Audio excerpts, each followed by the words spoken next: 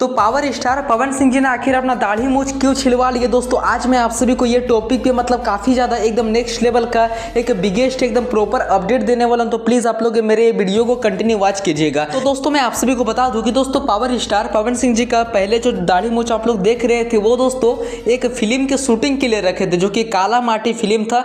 I hope मेरे कुछ subscriber भाई लोगों को पता ही होगा, जो कि दोस्तों ये जमशेदपुर में शूटिंग हो रहा था काला माटी फिल्म। और दोस्तों अभी काला माटी फिल्म मतलब बहुत ही ज़्यादा ब्रेक हो चुका बिकॉज इसलिए दोस्तों क्योंकि दोस्तों जमशेदपुर में हमारे झारखंड में मतलब बहुत ही ज़्यादा तेज़ गर्मी होने के कारण अभी 2 से 3 महीना फिल्म को ब्रेक कर दिया गया, यानी कि फिल्म अभी 2 से 3 महीना बंद रहेगा और दोस्तों उसके बाद फिल्म को चालू किया जाएगा। तो दोस्तों इसीलिए पावर स्टार पवन सिंह जी ने मतलब दाढ़ी मूछ छिलवा लिए कि अभी जब कुछ काम ही नहीं होगा।